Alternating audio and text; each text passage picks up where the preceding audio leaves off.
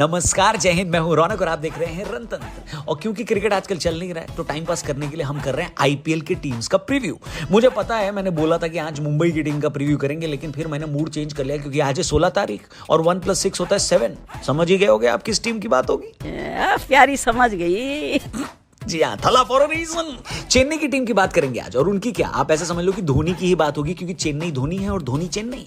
अभी थोड़े दिनों पहले मगध यूनिवर्सिटी के एक रिसर्च के दौरान बताया गया कि चाणक्य कैसे दिखते होंगे, और जो 3D मॉडल निकल के सामने आया उसमें लोगों को धोनी दिख गए। और किसी को हैरानी भी नहीं हुई, क्योंकि जिस तरह चाणक्य जी राजगद्दी के पीछे से गेम बदल देते थे, वैसे ही धोनी भाई विकेट के पीछे से गेम बदल लेते हैं। लेकिन क्या चेन्नई एक बार फिर अपना टाइटल डिफेंड कर पाएगी? इसी बारे में बात करेंगे आज के चेन्नई प्रीव्यू में अगले 3 पॉइंट्स में। पॉइंट नंबर 1, जाहिर सी बात है, धोनी। 2020 के बाद से ही ब्रॉडकास्टर्स धोनी के पीछे पड़े रहते हैं और पूछते हैं कि क्या ये उनका लास्ट सीजन है। धोनी कभी बोल देते हैं डेफिनेटली नॉट, और कभी बोल देते हैं you have decided to be my last. लेकिन सवाल पूछना तो बनता है, क्योंकि धोनी उन खिलाड़ियों में से नहीं है जिनको शान शौकत से एक बढ़िया फेयरवेल मैच खेलकर गेम से विदा लेनी है। वो अचानक से धप्पा बोल देने वालों में से हैं। इसलिए उनके करोड़ों फैंस को ये डर लगा रहता है कि पता नहीं कौन सा सीजन धोनी का आखिरी सीजन हो जाए। हमें तो पर्सनली पिछला वाला ही लग रहा था, लेकिन धोनी एक बार फिर बोल गए कि वो वापस आने की कोशिश करेंगे। और लीजिए, 2024 में धोनी एक और बार आपको अपने दर्शन देंगे। लेकिन अब की बार में 99% श्योर हूं कि ये आखिरी दर्शन होने वाला है। इसकी एक वजह तो धोनी की खुद की फिटनेस है और उम्र है।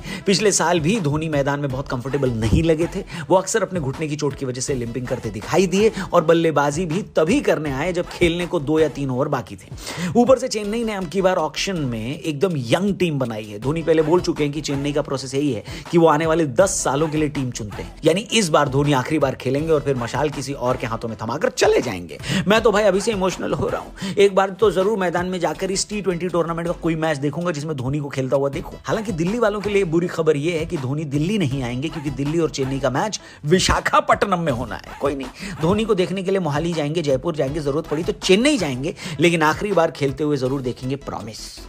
पॉइंट नंबर 2, हम बात करेंगे चेन्नई की कमजोरियों और मजबूतियों के बारे में। चेन्नई को एक झटका टूर्नामेंट शुरू होने से पहले ही लगा, क्योंकि ओपनर कॉनवे लगभग पूरे टूर्नामेंट से बाहर हो गए। इसी तरह उनके स्टार ऑलराउंडर शिवम दुबे को भी इंजरी है, लेकिन उस पर कोई अपडेट नहीं है। धोनी के फेवरेट डेथ बॉलर पथिराना भी इंजरी से जूझ रहे हैं, और कब अवेलेबल होंगे इस पर कोई पता नहीं है किसी को।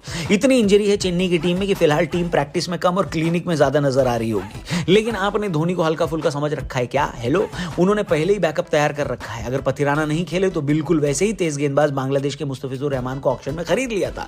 इसी तरीके से एक न्यूजीलैंडी कॉनवे के बदले में चेन्नई ने ऑक्शन में 2 न्यूजीलैंडी उठा लिए थे, रचिन रविंद्र और डेरिल मिशेल। दोनों धांसू फॉर्म में चल रहे हैं। चेन्नई के होम गेम में धोनी वही स्ट्रैटेजी अपनाएंगे जहां चेन्नई के स्पिनर सामने वाली टीम पर जोंक की तरह चिपक जाएंगे और खून चूसते रहेंगे।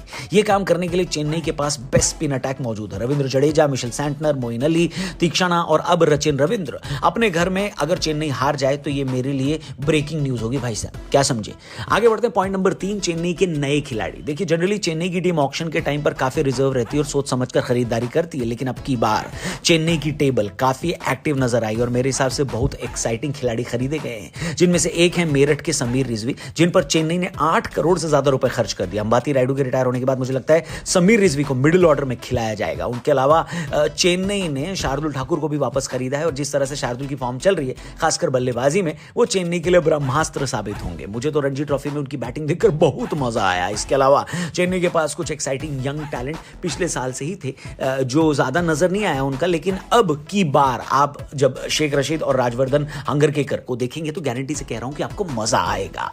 अब 100 में सीधी बात, क्या चेन्नई प्लेऑफ में पहुंचेगी? ये सवाल पूछने से पहले मुझे खुद को कोड़े मारने चाहिए, क्योंकि आईपीएल तो है ही एक ऐसा टूर्नामेंट जहां बाकी की 9 टीमें खेलती इसलिए हैं ताकि चेन्नई के खिलाफ फाइनल खेल सके। अगर आप इस टीम को पेपर पर देखेंगे तो हो सकता है आपको और भी बेहतर टीमें टूर्नामेंट में नजर आ जाए, लेकिन क्रिकेट के चाणक्य महेंद्र सिंह धोनी की वजह से यह टीम हमेशा से खतरनाक थी और आगे भी रहेगी। आपके हिसाब से चेन्नई के प्लेऑफ में पहुंचने के कितने चांस हैं? क्या एक्स फैक्टर खिलाड़ी उनका कौन हो सकता है? क्या लगता है? और अगर धोनी का ये आखिरी सीजन है तो आप उनसे क्या कहना चाहेंगे? जो भी हो कमेंट सेक्शन में कमेंट करके बताइए। चैनल सब्सक्राइब करके जाइए। फेसबुक पे देख रहे हो तो पेज को लाइक करना। Thank you for watching. कल मिलते हैं। जय हिंद।